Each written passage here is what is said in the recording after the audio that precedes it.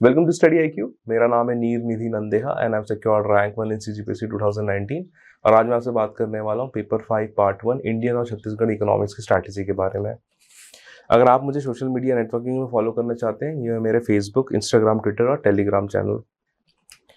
अगर overall strategy के बारे में हम बात करें पेपर 5 से रिलेटेड, तो करंट अफेयर हेवी सेक्शन होता है और यहाँ पे जो आंसर राइटिंग है इसमें काफ़ी स्कोप रहता है to add graph, data and everything. तो मेरा जो ओवरऑल स्ट्रैटेजी रही है इस पर्टिकुलर पेपर की, वो ये रही कि सबसे पहले हमको टू द पॉइंट आंसर लिखना है।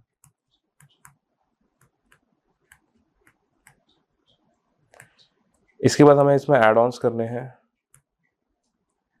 करंट अफेयर के, इकोनॉमिक सर्वे के,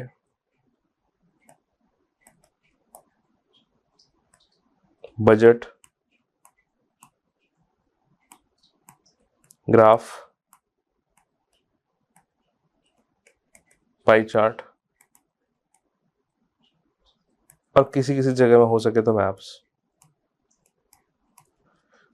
रिसेंटली 2 मार्क के जो क्वेश्चन आ रहे हैं वो काफ़ी करंट अफेयर बेस्ड आ रहे हैं और उसमें अगर 1 वर्ड में भी आप आंसर करेंगे तो it is more than enough. तो मेरी यही ओवरऑल स्ट्रैटेजी रही है when it comes to economic section. और जहाँ जहाँ हो सके आप कोट करिए इकोनॉमिक सर्वे को, बजट को, और उसमें प्रोविज़न बताइए कि according to economic survey 2020-21, according to budget 2021-2022, ये प्रोविज़न दिए गए हैं पर्टिकुलर चीज़ से रिलेटेड इन बजट। तो ये आप इंक्लूड करेंगे तो ज़्यादा फ्लेवर ऐड होगा आपके आंसर राइटिंग में। हर बार की तरह सिलेबस पे बात करते हैं, किस किस प्रकार की चीज़ें, और सिलेबस में आपको बता दूंगा कि कैसे हैंडल करना है इकोनॉमिक्स वाले सेक्शन को। मेरे पर्सनल एक्सपीरियंस में आपको बता सकता हूँ कि जो इकोनॉमिक्स वाला सेक्शन है वो हमेशा से काफ़ी कॉन्सेप्चुअल रहा है और एक बार आपने कुछ पढ़ लिया है तो आप इजीली उसके कोट कर सकते हैं चीज़ें। तो जो भी पर कैपिटा इनकम हो गई, जीडीपी में सेक्टोरल कंट्रीब्यूशन हो गया, पर्टिकुलर सेक्टर का क्या कितना कंट्रीब्यूशन है जीडीपी में, इसी प्रकार का जो पॉपुलर डेटा है वो तो आपको आनी ही चाहिए। साथ ही साथ गवर्नमेंट के जो स्कीम्स है जिसमें अगर प्रोविजन है, कुछ पैडी प्रोक्योरमेंट का कुछ अलॉटमेंट है पर एकड़, वो भी आपको अच्छे से आनी चाहिए कि इस टाइप के फैक्चुअल नेचर्स आ रहे हैं उस सीजीपीएससी के पेपर में। तो सिलेबस देखते हैं और सिलेबस के साथ ही साथ मैं आपको बताते जाता हूँ कि किस टाइप से आंसर्स या क्वेश्चंस बिल्डअप हो रहे हैं उस पर्टिकुलर कीवर्ड और सिलेबस से। सबसे पहले ये सिलेबस है। देखिए, नेशनल पर कैपिटा इनकम से डेफिनेशन पूछ देगा एंड ज़्यादा से ज़्यादा जीडीपी ग्रोथ जो पिछले डिकेड में रहा है और स्पेशली क्वार्टरली जो जीडीपी ग्रोथ हो रहे हैं उसके डेटा आपको आने चाहिए ताकि आप एक्सप्लेन कर पाए रिसेंट ट्रेंड। तो बेसिक डेफिनेशंस हो गए, जीडीपी बता दीजिए, नेशनल इनकम बता दीजिए, पर कैपिटा इनकम बता दीजिए। कुछ इससे कॉन्सेप्चुअल क्वेश्चन प्रीलिम्स में भी आ जाते हैं कभी कभी कि डिप्रिसिएशन करने से जो ग्रॉस क्वांटिटी जो नेट हो जाती है, इस प्रकार के जो सिंपल सिंपल रिलेशंस है, इकोनॉमिक इक्वेशंस है, वो आपको आनी चाहिए इस पर्टिकुलर सेक्शन से। Structural changes in Indian economy, GDP and workforce. तो जीडीपी में जो सेक्टोरल चेंज हुआ है फ्रॉम 1950 टू प्रेजेंट, ये आपको बताना है। वर्कफोर्स जो इन्वॉल्व है प्राइमरी, सेकेंडरी और टर्शियरी सेक्टर में, उसके जो चेंजेस हुए 1950 से प्रेजेंट तक, ये भी आपको बताना है। Changes in the role of public and private sector and the share in the total plan outlook of latest plan. देखिए, यहाँ से जो क्वेश्चन है ना, वेल डिफाइंड नहीं है क्या पूछने वाला है, बट यूजुअली मेरे को लगता है public private partnership, PPP model जो है वो आपको पढ़ लेना चाहिए, और प्राइवेटाइजेशन का क्या इफेक्ट हो रहा है इन market, in efficiency, in profit, in public debt. तो मुझे लगता है कि ये सब जो चीज़ें आपको पता होना चाहिए इस पर्टिकुलर कीवर्ड से। इकोनॉमिक रिफॉर्म्स में एलपीजी की बात होगी, एलपीजी का डेफिनेशन, उनका एडवांटेज डिसएडवांटेज ही पढ़ने हैं आपको। Problems of poverty and unemployment में आपको सबसे पहले ये इनकी बेसिक डेफिनेशन आनी चाहिए। What are the different parameters जिससे आप मेजर करते हैं पॉवर्टी को, उससे रिलेटेड जितने टेक्निकलिटीज है वो आपको करना है। इंडिया में प्रेजेंट सिचुएशंस क्या चल रही है पॉवर्टी की, ये आपको पता करनी है according to various committees, various आयोग की रिपोर्ट आई हुई है, उसको आप सब देख लीजिए। और जो अनएम्प्लॉयमेंट है, इसमें सीएमआई की रिपोर्ट आती है जिसको आजकल आरबीआई भी यूज़ करता है। तो यहाँ पे जितनी भी चीज़ें हो रही हैं, तो मुझे लगता है कि ये करंट अफेयर के साथ स्टैटिक कॉन्सेप्ट आप जोड़ेंगे, प्लस जितने भी इनिशिएटिव लिए जा रहे हैं गवर्नमेंट के द्वारा ओवर द ईयर्स इनको रिड्यूस करने के लिए, वो भी आप करेंगे। तो यहाँ से डायरेक्ट क्वेश्चन बनता है, nothing too fancy. Monetary policy मेरे ख्याल से सबसे ज़्यादा इंपॉर्टेंट पार्ट है when it comes to Indian economics. Indian economics का सबसे इंपॉर्टेंट पार्ट ये है जो मैं आपको अभी ग्रीन में दिखा रहा हूँ, मॉनेटरी पॉलिसी लेके इफेक्ट्स ऑन इकोनॉमिक तक। सो मॉनेटरी पॉलिसी में आपको जितने भी इंस्ट्रूमेंट है वो आपको देखना है। तो इसमें सबसे पहले बोलते हैं स्ट्रक्चर ऑफ इंडियन बैंकिंग। बहुत ही सिंपल सा एक फ्लो चार्ट बनता है, schedule bank, non schedule bank, commercial bank, private bank, cooperative banks, rural bank, public bank, private banks, इस टाइप से एक बहुत अच्छा चार्ट बन जाता है, उसको देख लीजिएगा। वन एकदम आधे पेज का नोट्स बनते हैं इसके, तुरंत प्रिपेयर हो जाता है। तो ये स्ट्रक्चर ऑफ इंडियन बैंकिंग अगर पूछ दे तो फ्लो चार्ट बना दीजिएगा। एनबीएफसीज के बारे में उनका डेफिनेशन क्या है, उनके कैरेक्टरिस्टिक क्या है, उनकी लिमिटेशन क्या है, करंट अफेयर्स क्या है, इनके एडवांटेजेस क्या है, डिसएडवांटेज क्या है, इतना आपको पता होना चाहिए। इसके बाहर नहीं जाने वाला है एनबीएफसी। एनबीएफसी जो रिफॉर्म्स है, कुछ रिफॉर्म्स है, इनका कैपिटल एडिक्वेसी रेशियो कुछ किया गया है, एसेट क्लैरिफिकेशन नॉर्म्स हुए हैं। अभी रिसेंटली आरबीआई ने कहा है कि जितने भी बड़े एनबीएफसी उनको बैंक में प्रमोट किया जाएगा। इस प्रकार के जो रिफॉर्म्स चल रहे हैं ये सब आप प्रिपेयर कर लिए, 4 से 5, ज़्यादा नहीं 4 से 5, एंड आपका it is more than enough. Regulation of credit by RBI में जितने भी पॉलिसी रेट्स हैं और उनके थ्रू कैसे वेरी हो रहा है इन्फ्लेशन और क्रेडिट सप्लाई, वो आप देख लीजिए। एंड एक लॉजिकल डायग्राम आप कर लीजिए कि रेपो रेट बढ़ाने में क्या होता है, घटाने में क्या होता है, क्वालिटेटिव इंस्ट्रूमेंट क्या है, क्वांटिटेटिव इंस्ट्रूमेंट क्या है, बस इतना पढ़ लीजिए, वो हो जाएगा यहाँ से। Pattern of public revenue and public expenditure में तो यही होता है कि हर साल जो बजट होता है उसमें 1 रुपये का हिसाब होता है कि 1 रुपये की इनकम हो रही है तो ये यहाँ से आ रहा है, 1 रुपये एक्सपेंडिचर होता है तो यहाँ खर्च हो रहा है। चुपचाप उसको आप आराम से देख लीजिए, रट लीजिए। एंड जब क्वेश्चन आए तो एक टेबुलर फॉर्म में 1 पैसे इतना जा रहा है, 13 पैसे इधर जा रहे हैं, 18 पैसे यहाँ से आ रहे हैं, ऐसा करके नोट कर लीजिए सेक्टर वाइज, एंड वहाँ से आपका काम बन जाएगा। तो ये पब्लिक डेट वाला जो पार्ट है यहाँ पे स्टेटस पेपर और गवर्नमेंट डेप्ट करके आता है, उसमें बताता है कितना पब्लिक डेट है, कितना डोमेस्टिक है, कितना फॉरेन है, कितने लॉन्ग टर्म है, शॉर्ट टर्म है, कौन सी कितने प्रोपोर्शन में हमने बोरो करके रखा है इंश्योरेंस कंपनी से, शेड्यूल कमर्शियल बैंक से, कोऑपरेटिव बैंक से। मुझे लगता है कि ये आपको पता होगा, आपके नोट्स में होगा तो आपको काफ़ी फायदा होगा। फिजिकल डेफिसिट क्या होता है, फिजिकल डेफिसिट ज़्यादा होने से क्या होता है, इसके पॉजिटिव इम्पैक्ट क्या है, इसके नेगेटिव इम्पैक्ट क्या है, प्रेजेंट स्टेटस क्या है फिजिकल डेफिसिट का, ये दिया होता है। बजट में प्रोजेक्शन होते हैं 3 सालों के, एस्टिमेट्स होते हैं, बजट एस्टिमेट होते हैं, रिवाइज एस्टिमेट होते हैं, तो वो अपडेट करते रहिए किस प्रकार से क्या चीज़ें हो रही हैं, तो फिजिकल डेफिसिट में आ जाएगा। और इनके जो इफेक्ट है इकोनॉमी में है वो आप देख लीजिएगा। कुल मिला के नो नॉनसेंस पेपर है इकोनॉमिक्स, ज़्यादा इसकी डिमांड नहीं है, कुछ चीज़ें ही पूछे जा रही हैं हर साल। तो मुझे लगता है ये हरा वाला जो पार्ट है इसको आप प्रायोरिटी में पहले कंप्लीट कर लिए, देन गो फॉर सेकेंड वाला, क्योंकि पहला वाला जो है वो काफ़ी कॉन्सेप्चुअल है और उसको एक बार समझेंगे तो आपको रिटर्न देते रहेगा। Personally economics one of the easy section था मेरे लिए पूरे 7 पेपर में, तो मैं आपको यही रिकमेंड करूँगा पहले यहाँ से हरा वाले पार्ट को कर लीजिए एंड इसके बाद ब्लू वाले पार्ट में चले जाइए, देन ये हो जाएगा। इंडियन इकोनॉमिक्स के जो नेचर ऑफ क्वेश्चन रहे हैं वो मैं आपको दिखा देता हूँ, सेल्फ एक्सप्लेनेटरी है। एक मैंने 4 एक्सेल शीट प्रिपेयर कर दी है, उसमें आपको दिख जाएगा कहाँ पे कौन सी चीज़ें हैं। बैंकिंग से क्वेश्चन आए हुए हैं, बजट से रिलेटेड क्वेश्चन है, इनकम कैलकुलेशन या जीडीपी से बहुत सारे क्वेश्चन पूछे गए हैं, पॉवर्टी इन एम्प्लॉयमेंट में क्वेश्चन आए हुए हैं, ज़्यादा मार्क नहीं, कुछ डेफिनेशन बेसिक डेफिनेशन आते हैं इससे। रिफॉर्म्स में एलपीजी ही है, privatisation, liberalisation, PPP, liberalisation, NITI Aayog जो रिफॉर्म हुआ था, एलपीजी स्ट्रैटेजी वही है, मोर और लेस ये है। पॉज करके आप पढ़ लेंगे तो क्लियर हो जाएगा कि कौन से टॉपिक से क्या नेचर ऑफ क्वेश्चन आ रहे हैं। टॉपिक, नेचर, मार्क्स, मुझे लगता है बस यही चीज़ें अब देखिए तो वहाँ से हो जाएगा जैसा भी है। अब आता है छत्तीसगढ़ इकोनॉमिक्स वाले पार्ट में। छत्तीसगढ़ इकोनॉमिक्स वाला जो पार्ट है वो बजट और सर्वे से मोस्टली मेरे हिसाब से कन्वर्ट हो जाता है। और उसके बाद जो पार्ट है जो मुझे लगता है कि छत्तीसगढ़ ज्योग्राफी का ही कहीं ना कहीं एक वेरिएंट होता है, जहाँ पे सेक्स रेशियो के हिसाब से पूछ देता है, ट्राइबल पॉपुलेशन पूछ देता है, ट्राइबल पॉपुलेशन परसेंटेज के हिसाब से डिस्ट्रिक्ट को जमाने के लिए पूछ देता है। तो nothing to worry about, nothing too fancy, आपको बस यही करना है कि जो पोर्शन है वो आपको प्रिपेयर कर लेना है, इधर छत्तीसगढ़ ज्योग्राफी से वही इकोनॉमिक्स में रिपीट हो जाएंगे। For example reference to Chhattisgarh वाली बात चल रही है, डेमोग्राफिक फीचर्स ज्योग्राफी का पार्ट है, सोशल बैकवर्डनेस और schedule caste and schedule tribe. देखिए कुछ ही बेसिक रीजन होते हैं सोशल बैकवर्डनेस के, हिस्टोरिकल रीजंस होते हैं, ज्योग्राफिकल रीजंस हो सकते हैं, इकोनॉमिकल रीजंस हो सकते हैं, सोशल रीजंस हो सकते हैं। तो उसको कैटेगराइज करके दो चार रीजंस आप लिखते जाइए तो वहाँ पे मोर और लेस वो जस्टिफाई हो जाएगा वाला पार्ट। या बैकवर्ड क्लासेस एंड माइनॉरिटीज़, इसमें हो सकता है मेरे को काफ़ी एक्सपेक्ट कर रहा हूँ कि जिस प्रकार से क्वान्टिफिएबल डेटा कमीशन पोर्टल बनाया गया है अभी बैकवर्ड क्लासेस के लिए, तो बैकवर्ड क्लासेस पे क्वेश्चन थोड़े ज़्यादा आएंगे, तो प्लीज़ बैकवर्ड क्लासेस पे आप अच्छे से प्रिपेयर कर लीजिएगा, नोट्स जितने भी है आपके पास। Literacy and occupational structure Chhattisgarh geography का ही पार्ट है। Changes in sectoral distribution of income and employment, ये तो कहीं ना कहीं इंडिया के इकोनॉमिक्स से रिलेटेड हुआ है। Social political and economic empowerment movement में जितने भी इनिशिएटिव लिए जा रहे हैं, जो करंट अफेयर्स जो हैं उनको कैटेगराइज कर लीजिए। मान लीजिए डैनेक्स एक ब्रांड बना है तो इकोनॉमिक एम्पावरमेंट है। वुमेन एसएचजीज काम कर रही हैं, कुछ बेकरीज बना रही हैं, कुछ माइनर फॉरेस्ट प्रोड्यूस को प्रोसेस करके, मान लीजिए महुआ प्रोसेस करके महुआ सैनिटाइजर बना रही है। तो these are the example of economic empowerment. वहीं अगर हम देखें कि रिप्रेजेंटेशन कैसे बढ़ना है, इतने वुमेन एमएलए हैं, इतने वुमेन एमपीज हैं, इतने वुमेन मिनिस्टर्स हैं, इतने वुमेन मेयर हैं, अगर इसका हम मेंशन करेंगे तो पॉलिटिकल एम्पावरमेंट की बात हो गई। Reservation in panchayat and reservation in municipalities भी आप ऐड कर सकते हैं, जो कि हाल ही में 50% देने का जो प्रपोजल हुआ है कैबिनेट के द्वारा, वो हो सकता है आने वाले दिनों में इम्प्लीमेंट हो जाए। तो पंचायती राज और म्यूनसिपैलिटी दोनों में 50-50 हो जाएंगे अर्बन लोकल बॉडीज में। तो इसको आप मेंशन कर सकते हैं in terms of political empowerment. Social empowerment के सिक्योरिटी को लेके,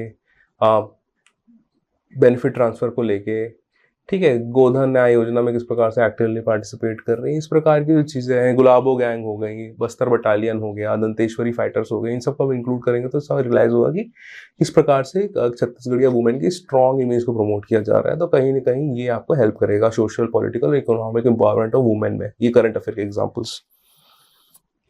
चाइल्ड लेबर की प्रॉब्लम्स में आप ऐसे करिए, चाइल्ड लेबर की डेफिनेशन कर लीजिए, कॉन्स्टिट्यूशनल प्रोविजंस देख लीजिए, क्या क्या लेजिस्लेशन है अगेंस्ट चाइल्ड लेबर वो देख लीजिए। इसमें वो देख लीजिए कि what are the reasons for child labour. ठीक है, इसका एक होता है कि डिमांड हो सकती है, मार्केट कंडीशन हो सकते हैं, कोविड-19 हो गया, लाइवलीहुड, लॉस ऑफ लाइवलीहुड हो गया। अगर पेरेंट्स को लॉस ऑफ लाइवलीहुड हो रहा है तो then kids are force to take care of themself. ऐसे रीजन में कहीं ना कहीं मुझे लगता है कि चाइल्ड लेबर ज़्यादा प्रमोट होता है, स्पेशली इन अर्बन सेंटर्स जहाँ पे उनको एक चीफ लेबर चाहिए होता है, जो कि काम करे, जो ज़्यादा सवाल ना पूछे, जो ज़्यादा बेनिफिट्स ना मांगे, जिसकी फैमिली इशूज़ ना हो। ठीक है, तो एक बच्चे से ज़्यादा कम जिम्मेदारी किसी भी एज ग्रुप में नहीं होती है, तो that's why they are drawn into child labour. तो ये भी आप एक्सप्लेन कर सकते हैं। तो ये जो मोटा मोटी प्रोविजन जो मैंने बताया, ऐसी थी, में अपने नोट्स प्रिपेयर कर लीजिए, you will be more then fine. Rural development बहुत ब्रॉड टॉपिक है, इकोनॉमिक सर्वे, करंट अफेयर और बजट को जोड़ के जो बन जाएगा उसको आप कर लीजिए। State finance and budgetary policy, tax structure, देखिए जितने भी बजट में मेजर प्रोविजन है वो पूछ लीजिए, क्योंकि जुलाई वाले मेंस में पूछा गया था बजट के प्रोविजंस।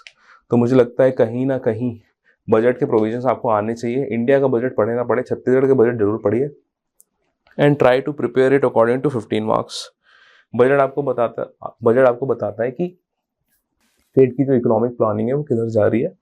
एक अच्छा मेंस का आंसर बनता ही है। साथ ही साथ बजट की जो प्रोविजन यूज करके आप डिफरेंट जो आंसर्स हैं, फॉर एग्जांपल अगर क्राफ्ट्समैन पे कुछ आया हुआ है, मतलब लोक कला पे आया हुआ है, तो आप बता सकते हैं कि हाल ही में 4 नए बोर्ड बने हुए हैं, माटी कला, तेल घानी, लेदर डेवलपमेंट, इस टाइप की कुछ अथॉरिटी बनी हुई प्रोवाइडेड है बजट में। एग्जैक्टली मैं रिकॉल नहीं कर पा रहा हूँ, लेकिन इस टाइप की चीज़ों को आप इंक्लूड करेंगे तो ज़्यादा अच्छा हो पाएगा। सिमिलरली कल्चर के लिए बहुत सारे इनिशिएटिव लिए गए हैं बजट में इस बार। हाइट का जो एक्रोनिम है वो आप यूज़ कर सकते हैं। फॉर एग्जाम्पल एजुकेशन की बात कर रहे हो तो education form one of the major pillars या major themes of the height theme budget of Chhattisgarh 2021-22। इस तरह से भी बातें कर सकते हैं आप। तो बस इतना ही कर लीजिए and it will be more than. Budget का मल्टी डायमेंशनल यूज करिए, ना ही सिर्फ इकोनॉमिक पेपर में but also from all the aspects, geography, economics as well as culture and paper 7। Sharing in central tax, ये इकोनॉमिक सर्वे के chapter 5 या 6 संस्थागत वित्त या फिर राजकीय आय वाला जो चैप्टर है उनमें इनका दिया रहता है डिवीजन, तो वो आप प्रिपेयर कर लीजिए and you will be fine. Pattern जो दिया हुआ है, plan, non plan, expression, public debt composition, ये यूजुअली एक ही डेटा है मेरे पास, आपको मैं नोट्स में दिखा दूंगा कि पब्लिक डेट का कंपोजिशन क्या है। ये 2 बार क्वेश्चन पूछा गया है कि डेब्ट टू जीडीपी रेशियो कितना है छत्तीसगढ़ का। मार्च में भी पूछा गया था, जुलाई में पूछा गया था, दोनों बार मैंने आंसर लिख के आया है। तो मैं आपको दिखा दूंगा कि किस टाइप का डेटा है इसका, जो राइट नाउ मेरे हिसाब से यही एक्सिस्ट करता है। इंटरनल एक्सटर्नल डेट ये सब उसमें डील करूंगा मैं। Institutional and non institutional sources of credit का बहुत अच्छा मॉडल आंसर शायद मेरे पास है, तो वहाँ पे आप देख लीजिएगा कि इंस्टीट्यूशनल सोर्सेज क्या होते हैं, उनके एडवांटेजेस क्या होते हैं, रिलेटिव डिसएडवांटेज क्या होते हैं, नॉन इंस्टीट्यूशनल सोर्सेज क्या होते हैं ऑफ क्रेडिट रूरल इंडिया में, इनके रिलेटिव एडवांटेज और रिलेटिव डिसएडवांटेज क्या होते हैं। दैट्स इट, इतना ही करना है आपको इस पोर्शन में। कोऑपरेटिव का जो ग्रोथ है या स्ट्रक्चर है वो तो सिमिलर है जैसा ऑल इंडिया लेवल पे रहता है। इसका भी फ्लो चार्ट बनेगा जस्ट लाइक बैंकिंग सिस्टम, इसको आप कर ले जाएंगे। इसके जितनी भी प्रॉब्लम्स है वो भी जेन्युइन प्रॉब्लम्स है जैसे यहाँ पे ऑल इंडिया लेवल पे होते हैं, तो उन्हीं को कॉपी पेस्ट कर दीजिए एंड मोर और लेस जो छत्तीसगढ़ के जो सक्सेसफुल कोऑपरेटिव्स हैं उनके एग्जाम्पल्स कोड कर देंगे तो सही रहेगा। अब एक बार ये सिलेबस हो गया तो देख लेते हैं कि छत्तीसगढ़ इकोनॉमिक्स में क्या क्या क्वेश्चंस हैं। ज़्यादा कुछ कॉम्प्लिकेटेड नहीं है, बैकवर्डनेस पे क्वेश्चन हुआ है, एसटी का पूछ दिया गया है, सोशल बैकवर्डनेस पूछ दिया है। तो मेरे ख्याल से एससी और ओबीसी का देख लीजिएगा क्या क्या रीज़न हो सकते हैं। मोर और लेस सिमिलर रीज़न ही होते हैं, बैकवर्ड क्लासेस का थोड़ा सा डिफरेंट हो सकता है, लेकिन शेड्यूल ट्राइब और शेड्यूल कास्ट का ऑलमोस्ट इंटरचेंजेबल ही हैं जितने भी चीज़ें हैं बैकवर्डनेस के। बजट रिलेटेड प्रोविजन पूछे गए हैं, तो बजट सुपर इंपॉर्टेंट है। सेंसस से हमेशा क्वेश्चन आते हैं, वो देख लीजिएगा। कोऑपरेटिव से बहुत ही छोटे छोटे क्वेश्चन आए हैं, यहाँ पे थोड़ा सा ज़्यादा आ गए हैं, तो इसके डेटा जो इकोनॉमिक्स सर में आपको मिल जाएगा, that's why it becomes important. और कुछ कुछ करंट अफेयर ऐड करेंगे तो कोऑपरेटिव्स का आंसर बहुत अच्छे आंसर बन जाएगा। रूरल डेवलपमेंट में क्वेश्चन आए हैं, वुमेन एंड चाइल्ड पे काफ़ी क्वेश्चन आए हुए हैं। ये अगर आप किसी ने ऑब्जर्व कर लिया है कि वुमेन एंड चाइल्ड में काफ़ी क्वेश्चन आए हुए हैं, इसका मतलब ये हो जाता है कि इस बार का जो जेंडर बजटिंग का जो क्वेश्चन आया था, ये जेंडर बजटिंग बहुत न्यूज़ में था, एंड छत्तीसगढ़ गवर्नमेंट एक चाइल्ड बजट भी लाने वाली है, इस प्रकार भी सुर्खियों में रही है इस प्रकार की न्यूज़। तो मुझे लगता है कि कहीं ना कहीं वहीं से जेंडर बजट भी रिलेटेड था, तो वो पूछा गया था इस बार। मेरे ख्याल से मार्च वाले मेंस में पूछा गया था, तो उसको भी हम लोग देख लेंगे किस प्रकार से डील करना है। ठीक है, सिलेबस में बता दिया क्या क्या पढ़ना है, पास्ट ईयर क्वेश्चन दिखा दीजिए। आप चाहे तो इसको पढ़ सकते हैं पॉज करके इस पीडीएफ को। आइए मैं आपको दिखाता हूँ किस प्रकार से मैंने इंडियन इकोनॉमिक्स और छत्तीसगढ़ इकोनॉमिक्स के नोट्स बनाए थे। इंडियन इकोनॉमिक्स में ये जो नोट्स थे मेरे इस तरह से स्टार्ट होते थे। यही रीज़न है कि इस बार मनी मार्केट और कैपिटल मार्केट में जो डिफरेंस पूछा गया था जुलाई वाले पेपर में, वो मेरे नोट से ही आया हुआ था लगभग। मेरे नोट्स में था ये वाली चीज़ें, तो ये वाला कॉन्सेप्ट मुझे पता था, तो मैंने आंसर कर दिया था उससे। वहीं देख सकते हैं ये क्वांटिटेटिव इंस्ट्रूमेंट और क्वालिटेटिव इंस्ट्रूमेंट का डिफरेंस दिया हुआ है, वो भी करना चाहिए। मोस्ट इंपॉर्टेंट पार्ट जो होता है बैंक रेट, वो इसका डेफिनेशन दी हुई है। इसकी देखिए, ये है जो ऑफिशियल डेफिनेशन है आरबीआई की साइट में, और ये है लेमैन डेफिनेशन। तो जब भी कोई क्वेश्चन आए तो ये ऑफिशियल डेफिनेशन लिखने की कोशिश करिए, जी हाँ, जैसा मैंने यहाँ पे बताया है। इसका जो मैकेनिज्म है बैंक रेट का, वो मैंने यहाँ पे बता दिया किस प्रकार से लिक्विडिटी कंट्रोल होती है। Repo rate that is super important, वो है। और जून 2020 के हिसाब से जितने भी रेपो रेट थे वो मैंने अपडेट करके रखे थे, तो आप भी पीरियडिकली अपडेट करते रहिए। ये स्ट्रक्चर का बताया था मैंने, इस प्रकार से ग्राफ बनता है वो मैंने बता दिया है। एनबीएफसीज के बारे में बता दिया है, एनबीएफसीज वर्सेस नॉर्मल बैंक्स बता दिया है, एनबीएफसीज का स्ट्रक्चर बता दिया है। ये मुझे लग रहा था करंट पॉइंट ऑफ व्यू से इंपॉर्टेंट है, रोल ऑफ आरबीआई इन कोविड-19। तो उसने जो जो भी चीज़ें करी हैं और उसके बाद एक्सपेक्टेड आउटकम्स थे, तो इसके मैंने ऐसा कॉलम बना के एक्सप्लेन करने की कोशिश करी है, ताकि just in case value addition करना हो तो मैं कर पाऊँ। अनएम्प्लॉयमेंट में मैंने बता दिया है कि किस प्रकार से मेजर करना है, कौन सी एजेंसीज मेजर करती हैं। डिफरेंट रेट्स के बारे में बता दिया, उनकी जो प्रैक्टिकल वर्किंग है वो मैंने बता दी। पावर्टी रिलेटेड कॉन्सेप्ट, यूएनडीपी का multi dimensional poverty index, different committees की रिपोर्ट, ये मैंने दिखा दी है, और कौन से कमेटी ने क्या बोला है ये मैंने एक्सप्लेन करके रखा है नोट्स में। टाइप्स ऑफ बजट मैंने लिख के रखा था, लेकिन इसमें जेंडर बजटिंग के 2 ही लाइन मुझे पता थे, तो ये जेंडर बजटिंग का क्वेश्चन आया हुआ था, तो कहीं ना कहीं मैंने ठीक से नोट्स प्रिपेयर किए थे। ज़्यादा डेप्थ में नोट्स प्रिपेयर नहीं थे मेरे इकोनॉमिक्स से, बहुत ही सुपरफिशियल नोट्स थे, बट मेरे ख्याल से मेरी टारगेटिंग अच्छी थी, and that is the reason कि मार्च वाले मेंस और जुलाई वाले मेंस दोनों में ही कहीं ना कहीं ये जेंडर बजटिंग आया हुआ था। मुझे एग्जैक्टली याद नहीं आ रहा है कौन से मेंस में, लेकिन ये वाला क्वेश्चन मैंने काइंड ऑफ डील कर लिया था उस टाइम। ये क्वेश्चन बहुत बार पूछा गया है, रेवेन्यू बता दो, तो tax revenue, non tax revenue, तो उसमें आप एग्जाम्पल दे सकते हैं। ठीक है, तो यहाँ पे कैपिटल बता दो, कैपिटल बजट जो है, रिसीट्स, एक्सपेंडिचर, ये कॉन्सेप्चुअल क्वेश्चन है, ये आने चाहिए। ठीक है, ये मैंने डेफिसिट्स के बारे में कुछ कुछ लिख दिया था, और आप जैसे देख सकते हैं नोट्स काफ़ी रंगीन बने रहते थे मेरे, एंड मैं काफ़ी हाईलाइट कर देता स्केच पेन एंड ऑल से, क्योंकि यही नोट्स हैं, इसको आपको पढ़ना है 2-3 सालों तक, तो थोड़े से कलरफुल हो जाते, तो मुझे पर्सनली अच्छा लगता था पढ़ने के लिए। आप एकदम ब्लैक एंड वाइट में बना सकते हैं, ये मेरा स्टाइल था क्योंकि मुझे सूट करता था, और अपने हिसाब से प्लान कर सकते हैं। ये फिजिकल डेफिसिट, इसकी डेफिनेशन मैंने बता दी है। ठीक है, इसका सिग्निफिकेंस क्या है ये बता दिया इस पार्ट में। बहुत ज़रूरी हो जाता है कि आप पॉजिटिव नेगेटिव दोनों ही एस्पेक्ट जाने एक पर्टिकुलर कॉन्सेप्ट के बारे में, तो मैंने यहाँ पे भी फिजिकल डेफिसिट के बारे में, नेगेटिव तो हर कोई बताता है, लेकिन पॉजिटिव भी मैंने ये बताया कि leads to asset formation, helps economy recover from recession, specially जब कोविड-19 का दौर चल रहा है और फिजिकल डेफिसिट एकदम शूट अप कर गया है, लगभग मेरे हिसाब से 9.5 के आसपास पहुँच गया है फिजिकल डेफिसिट। तो मुझे लगता है कि अगर ये हो रहा है तो आपको बताना चाहिए कि किस तरीके से फिजिकल डेफिसिट पॉजिटिव भी हो सकता है। तो ये मल्टी डायमेंशनलिटी ऐड करिए अपने आंसर्स में। यहाँ पे मैंने काफ़ी अच्छा ग्राफ बना के रखा था, उसको अपडेट किया था कि बजट के साथ 4.6, 3.5, जिस 4.6 था फिर 9.5 हो गया, फिर अभी 6.8 का टारगेट चल रहा है, या बजट एस्टिमेट बोलते हैं जिसको। तो बीई का मतलब बजट एस्टिमेट होता है, आरई का मतलब रिवाइज एस्टिमेट होता है। ठीक है, तो इस बार बजट के एस्टिमेट के हिसाब से 6.8 आ जाना चाहिए इस ईयर के एंड में, फाइनेंशियल ईयर के एंड में। तो अभी देखते हैं कितना आता है वो। ये छोटे छोटे जो फैक्ट है मुझे लगता है कि आपको अच्छे से प्रिपेयर करके रखना चाहिए। ये छोटे छोटे जो फैक्ट है जो मुझे लगता है कि आपको काफ़ी अच्छे से आना चाहिए। सिमिलरली पब्लिक डेट की बात करें तो इसको मैंने डेफिनेशन दे दिया है, इसके टाइप बता दिए हैं, ठीक है, पॉजिटिव नेगेटिव बता दिया है। ये status paper on government debt को कोट किया है मैंने यहाँ पे, जैसे आप देख रहे होंगे। और यहाँ पे डेट टू जीडीपी रेशियो कहीं ना कहीं मैंने अपडेट कर दिया है, कौन से सोर्सेज कहाँ से आ रहे हैं ये लिखा हुआ है। तो काफ़ी ज़्यादा कंप्लीट नोट्स है मेरे, एंड फैक्ट्स एंड फिगर्स से उतना ज़्यादा तो भरे नहीं हुए, लेकिन जहाँ जहाँ पे डिमांड है वो भरे हुए हैं, एंड इसका कॉन्सेप्चुअल भी मोर और लेस मेरा क्लियर है।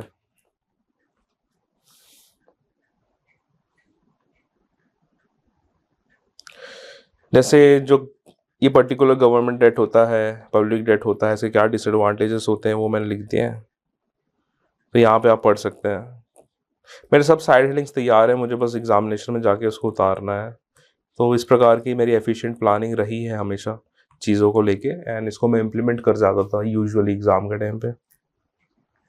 तो ये तो हो गया इंडियन इकोनॉमिक्स के नोट। वैसे छत्तीसगढ़ इकोनॉमिक्स का कोई डेडिकेटेड नोट्स मैंने नहीं बताए थे, लेकिन जो करंट अफेयर हैवी सेक्शन है या फिर छत्तीसगढ़ ज्योग्राफी में ज़्यादा पार्ट कवर नहीं है वो मैंने ऑनलाइन मेंटेन किया था, तो मैं आपको दिखाता हूँ कैसे। ये सबसे बड़ा जो मिथ रहा है, राज रहा है पब्लिक डेट को लेके, ये ऐसा हुआ था कि चीफ मिनिस्टर जी को क्वेश्चन हुआ था एक पर्टिकुलर विधानसभा के सत्र में, तो वो कहीं ना कहीं वो जो पेपर में आया हुआ था कटिंग वो मैंने अब्जॉर्ब कर ली थी, एंड वहाँ से यही है status paper on government debt, ये बताया गया है। ठीक है, टोटल दिखाया गया है, कितने लिए हैं ये भी दिखाया है, आरबीआई से कितने लिए हैं, नाबार्ड एडीबी से कितने लिए ये है। Debt to GDP ratio the golden number 26.39, ये मैंने शायद कहीं से तो मुझे मिला था, शायद किसी जो इकोनॉमिक सर्वे है या बजट है उसके कॉलम के पीछे ही कहीं किसी टेबल में था ये 26.39। तो देख सकते हैं किस तरीके से एक छोटा सा वर्ड, बस 26.39 लिखना था वहाँ पे जाके, ये साइज लिखना था, और ये प्रेजेंट गवर्नमेंट ने कितना बोरो किया है शायद इतना लिखना था, और ये ब्रेक डाउन कर देना, डैट्स इट। इतने में आपको मिल जाएंगे नंबर।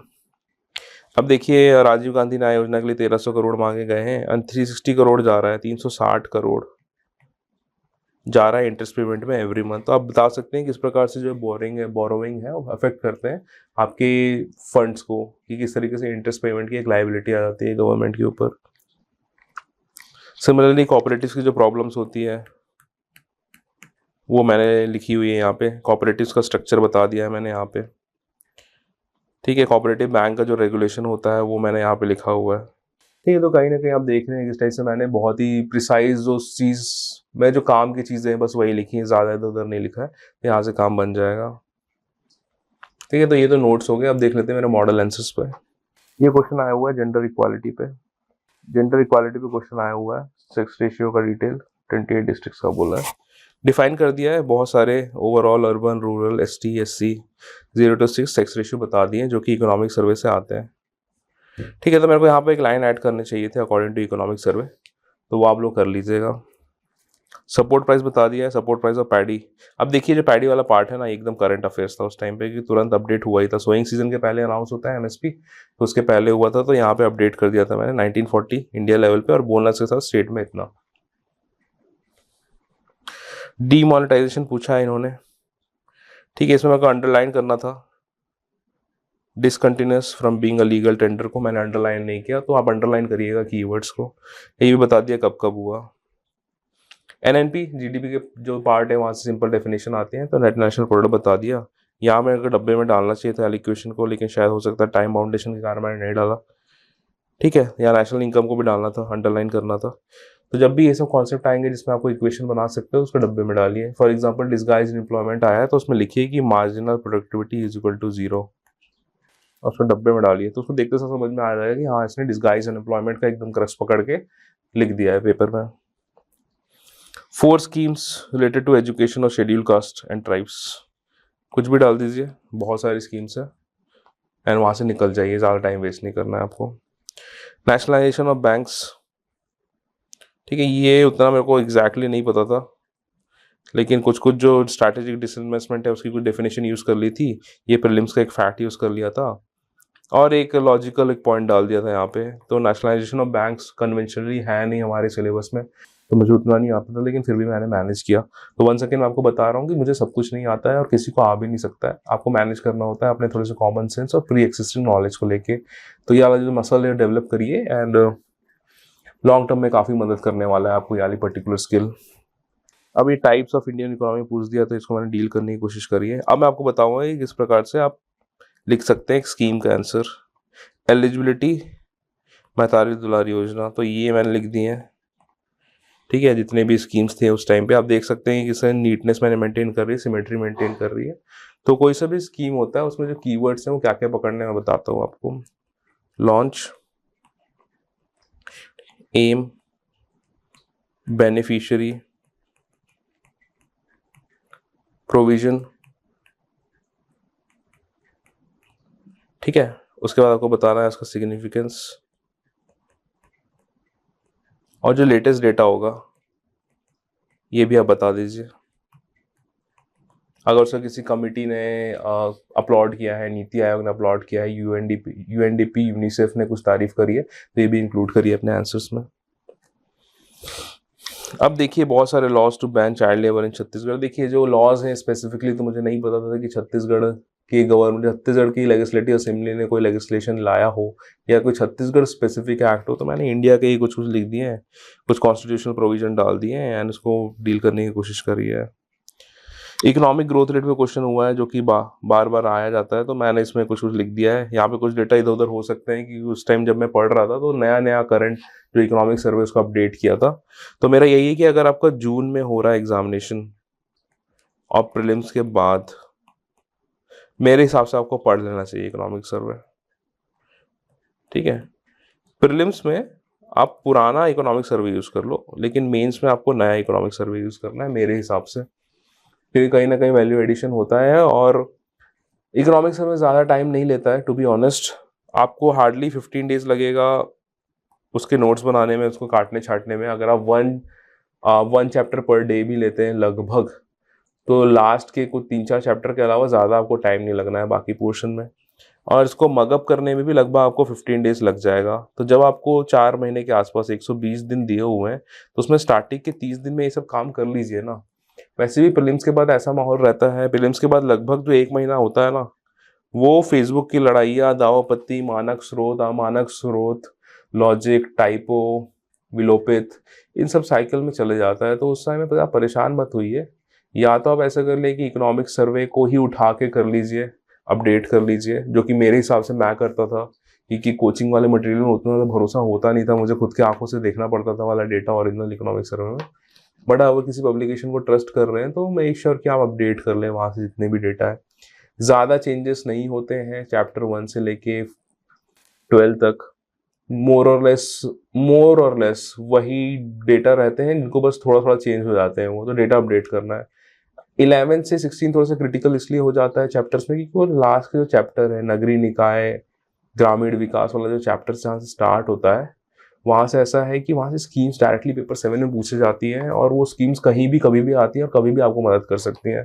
जैसे एक बार तो एस से ही पूछ लिया गया था about various schemes related to scheduled tribes in state.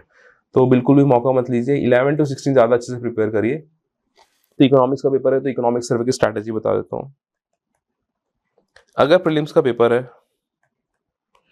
तो आपको फोकस करना है चैप्टर 1 से लेकर 10 तक इकोनॉमिक सर्वे में एंड करंट अफेयर। अगर मेंस का पेपर है तो मेरे हिसाब से जो मुझे रियलाइज हुआ है, चैप्टर 11 से लेकर 16 एंड करंट अफेयर, इन पे ज़्यादा फोकस होना चाहिए, इकोनॉमिक सर्वे और छत्तीसगढ़, ठीक है। तो यही है इसका ब्रॉड आउटलाइन। ये पेपर 7 में बहुत काम आएगा, एसए में काम आएगा, आंसर राइटिंग में काम आएगा। ये जो है वनडे एग्जाम्स में काम आएंगे, क्योंकि स्कीम्स के जो कभी कभी डेट पूछ लेते हैं लेकिन उतना हैवी नहीं होता है ना, usually per capita income, sectoral contribution, इन्हीं पे चलता है चीज़ें।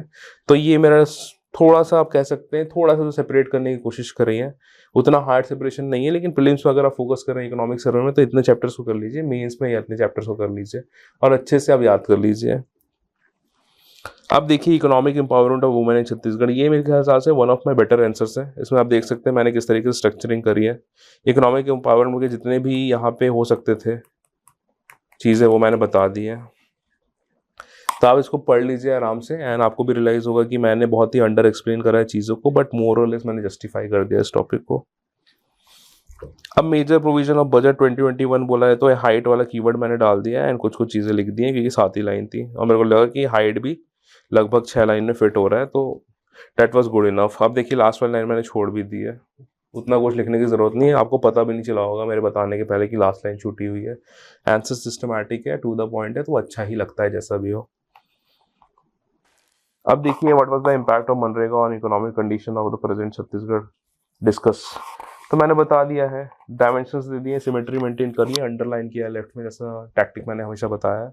Employment, livelihood, revival, migrant women, capital, 50 days, sectoral property, poverty alleviation, daily wages, ये सब मैंने आपको बता दिया है।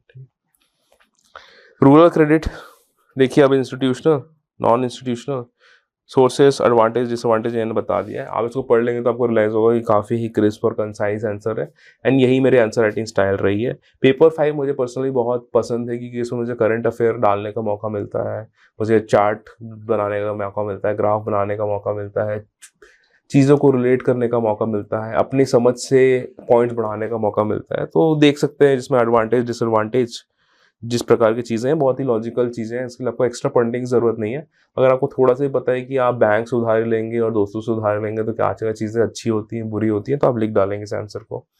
सो इकोनॉमिक ये वाला paper is one of my more comfortable papers कहूँगा मैं।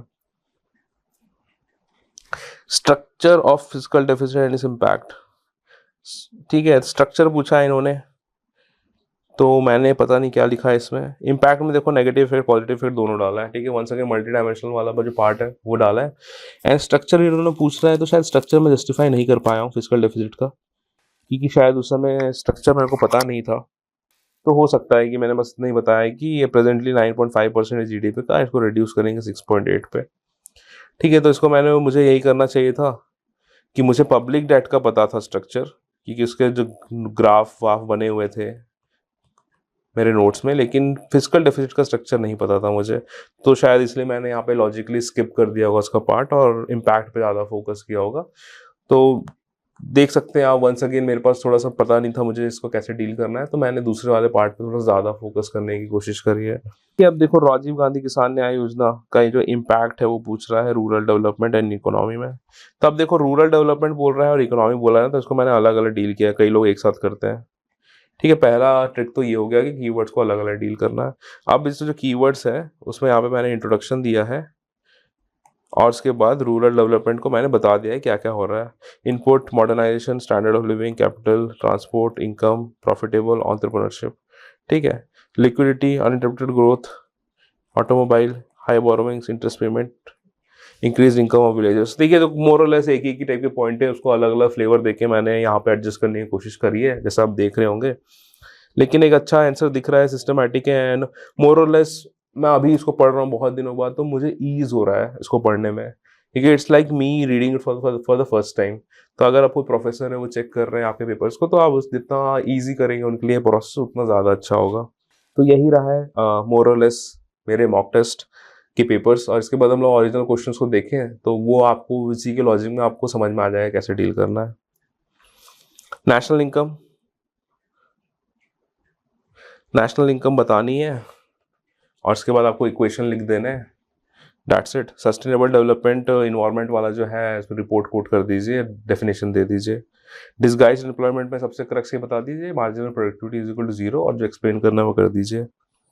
Literacy rate about scheduled tribe, ये देखिए डेमोग्राफी का क्वेश्चन है, कॉमन क्वेश्चन है, छत्तीसगढ़ ज्योग्राफी का क्वेश्चन है, इकोनॉमिक्स से उतना पोर्शन में है लेकिन उतनी अलग से मेहनत नहीं करनी है। ये करंट अफेयर का क्वेश्चन है, 15 क्विंटल जो था आंसर उतना लिखिए, चलते बनिए वहाँ से। ठाकुर प्यारेलाल सिंह का हिस्ट्री के पर्सपेक्टिव में नहीं देना है आंसर, ये इकोनॉमिक सेक्शन का है, तो इसमें इनका जो सहकारिता का जनक जो बोला जाता है ठाकुर प्यारेलाल जी को, तो वो बताइए इसमें।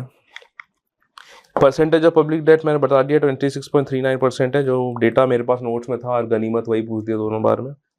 डिसइन्वेस्टमेंट आपको पता है, इकोनॉमिक रिफॉर्म्स वाला पार्ट है, पब्लिक पीपीपी वाला जो मोड है वहाँ पे कवर होता है, तो इसमें बता दीजिए बस कि ओनरशिप का ट्रांसफर होता है। अब 4 मार्क वाले क्वेश्चन पे आते हैं।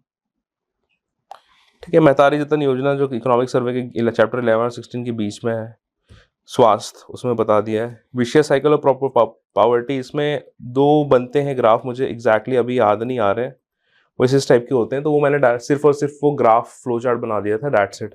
उसके अलावा कुछ करने की ज़रूरत नहीं है आपको। फिजिकल डेफिसिट बहुत ही पॉपुलर क्वेश्चन है, बहुत बार पूछ दिया, एक्सप्लेन कर दीजिए क्या होता है, सिग्निफिकेंस क्या होता है, इतना बता दीजिए, प्रेजेंट बता दीजिए कितना है। एसडीआई पूछा हुआ है, तो इसमें कॉम्पोनेंट्स बता दीजिए, सिग्निफिकेंस क्या है बता दीजिए, इंडिया की रैंकिंग कितनी है इसमें ये बता दीजिए। इकोनॉमिक सर्वे से क्वेश्चन है, एक पाई चार्ट बनाना है, यहाँ पे बता दीजिए जितना भी सेक्टोरल डिस्ट्रीब्यूशन है, दैट्स इट। अब देखिए पीडीएस सिस्टम पूछ दिया है, अब यूनिवर्सल पब्लिक डिस्ट्रीब्यूशन सिस्टम है, 2 अक्टूबर 2019 को जो अपडेट हुआ था, एक चार्ट बना दीजिए जो आपके सर्वे में दिया हुआ है, एक्सप्लेन कर दीजिए डिफरेंट प्रोविजन क्या क्या है लोगों के लिए, चना गुड़ चावल का क्या क्या वितरण का प्रणाली है, इसके साथ ही साथ क्या क्या चीज़ें हैं। इसके साथ साथ मैंने जो एक्स्ट्रा चीज़ें ऐड करी थी यूनिवर्सल पब्लिक डिस्ट्रीब्यूशन सिस्टम योजना से, ये ऐड किया था कि किस तरीके से ये फूड सिक्योरिटी को इंश्योर करता है, न्यूट्रिशन सिक्योरिटी को इंश्योर करता है कि सब चना और गुड़ वितरण भी हो रहा है, एनर्जी सिक्योरिटी को इंश्योर करता है क्योंकि केरोसिन मिलता है, हेल्थ सिक्योरिटी को इंश्योर करता है क्योंकि राशन कार्ड से ही बेसिस बन गया है अब जितने भी खूबचंद बघेल स्वास्थ्य सहायता योजना जो हो गया, मुख्यमंत्री विशेष स्वास्थ्य सहायता योजना, इनके जो बेनिफिशियरी वो राशन कार्ड के ही बेसिस में हो रहा है, स्मार्ट कार्ड बंद हो चुका है, तो ये हेल्थ सिक्योरिटी भी देता है। इसके बाद मैंने इसको बताया कि इस प्रकार से डिजास्टर मैनेजमेंट में हेल्प किया था पीडीएस सिस्टम, कि इस बार क्या हुआ था, कोविड के कारण जब लॉकडाउन लगा था तो लोगों के जो पर्टिकुलर पंचायत है वहाँ पे पर्टिकुलर क्विंटल चावल दे दिया गया था और उनका रहना खाना वहीं पे रखा जा रहा था। इसके कारण जो माइग्रेंट क्राइसिस था उसको कंट्रोल करने में भी बहुत हेल्पफुल हुआ।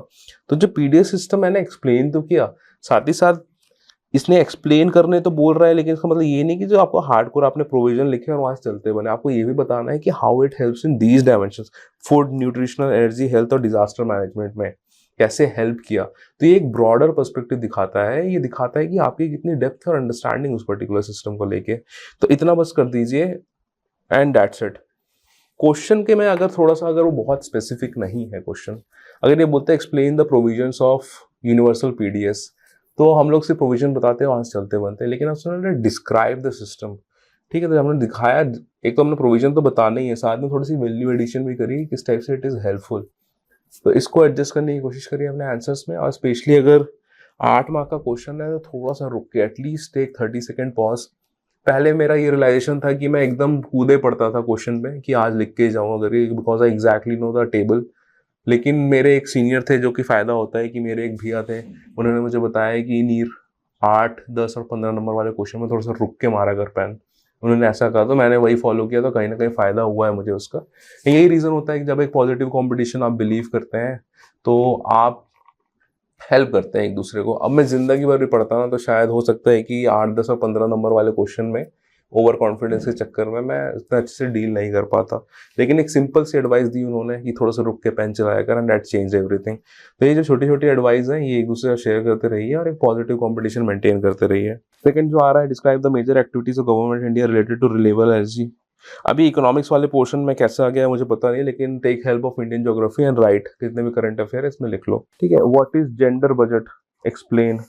ये जो मैंने जेंडर बजटिंग बताया वो मेरे नोट्स में था, तो कुल मिलाकर मेरे को इतना समझ में आ गया था कि जेंडर बजटिंग ऑस्ट्रेलिया में आई थी, इसमें अलग से अलॉट करते हैं particular resources for women and child, and जब अलॉट कर रहे हैं तो आपको पता है कि आपको सोशल इक्विटी देंगे, एम्पावरमेंट करेंगे, ओवरऑल ग्रोथ प्रमोट करेंगे, ओवरऑल डेवलपमेंट ऑफ सोसाइटी करेंगे, और लार्जर पर्सपेक्टिव में जो एक इक्विटी है जो मेंटेन करेंगे आप। तो इस प्रकार के इस सेंस में मैंने यहाँ पे मैनेज किया था, एग्जैक्टली नहीं आता था मुझे वंस अगेन, लेकिन मैंने मैनेज करने की कोशिश करी है इस पेपर में। सिमिलरली यहाँ पे पूछा गया था what is meant by monetary policy, explain the major instrument of monetary policy. देखिए बहुत ही सिंपल क्वेश्चन है, इसके नोट्स तैयार टेबल है, वो मैंने बता दिया, इससे हो जाएगा। Cooperative structure in agriculture sector of Chhattisgarh, 15 marks के हिसाब से तो इतना कंटेंट नहीं है इसमें, तो I will particularly personally prefer कि मैं यहाँ वाला करूँ। मॉनेटरी पॉलिसी की डेफिनेशन दे दीजिए, जितने भी इंस्ट्रूमेंट है वो एक्सप्लेन कर दीजिए, क्वालिटेटिव इंस्ट्रूमेंट, क्वांटिटेटिव इंस्ट्रूमेंट, ठीक है, उनको थोड़ा थोड़ा एक्सप्लेन कर दीजिए, and it is more than enough. Qualitative और क्वांटिटेटिव मिला के मेरे ख्याल से आई गेस लगभग 8-9 के आसपास बन जाते हैं डायमेंशन, उनको आप एक एक लाइन में एक्सप्लेन करेंगे तो बन जाएगा ये आंसर। ठीक है, अंडर एक्सप्लेन करिए, साइड में एक चार्ट बना दीजिए। ठीक है, उसमें बता दीजिए मॉनेटरी इंस्ट्रूमेंट, क्वालिटेटिव इंस्ट्रूमेंट्स और मॉनेटरी पॉलिसी, और क्वांटिटेटिव इंस्ट्रूमेंट्स यहाँ पे लिख दीजिए जितने भी हैं। ठीक है, हो सकता है यहाँ पे आप प्रेजेंट रेट भी डाल दीजिए और यहाँ पे आप एक्सप्लेन कर दीजिए उनको एक एक लाइन में जो भी चीज़ें हैं। तो आप देख सकते हैं किस प्रकार से एक लिमिटेड स्पेस में मैंने साइड में ग्राफ भी एडजस्ट कर दिया है और यहाँ पे उनको एक एक लाइन में एक्सप्लेन भी कर दिया है कि रेपो रेट क्या होता है, रिवर्स रेपो रेट क्या होता है। ठीक है, अब मेजर इंस्ट्रूमेंट को एक्सप्लेन करने बोला है। अगर ये हाउ इट वर्क्स बोलता तो शायद एक और कॉलम ऐड करके मैं बताता कि रेपो रेट अगर बढ़ाने से फिर डायरेक्टली कैसे लिक्विडिटी कम हो रही है, इन्फ्लेशन नीचे आ रहा है, लेकिन वो मैंने नहीं किया है। तो एज यू कैन सी ये one of my favourite paper रहा है पूरे के पूरे 7 पेपर में। काफ़ी करंट अफेयर ऐड करने की गुंजाइश रहती है, इकोनॉमिक सर्वे डाटा कोट करने की कोशिश रहती है, और जस्ट इन केस क्वेश्चन बाहर से आ जाए तो आप वहाँ पे मैनेज भी कर सकते हैं। तो मेरे ख्याल से काफ़ी लॉजिकल और मैनेजरियल स्किल वाला ये पेपर रहा है। तो मुझे लगता है कि आप थोड़ा सा मेहनत करेंगे, थोड़ा सा वो मसल डेवलप करेंगे, वो थिंकिंग पैटर्न डेवलप करेंगे तो मोर और लेस हो जाएगा ये, नथिंग टू फैंसी। तो मेरा यही कहना है आपको कि प्लीज़ पढ़ते रहिए, पॉजिटिव कंपटीशन में बिलीव करिए, एक दूसरे को पढ़ाते रहिए, मेहनत करते रहिए। All the best, thank you for watching my video.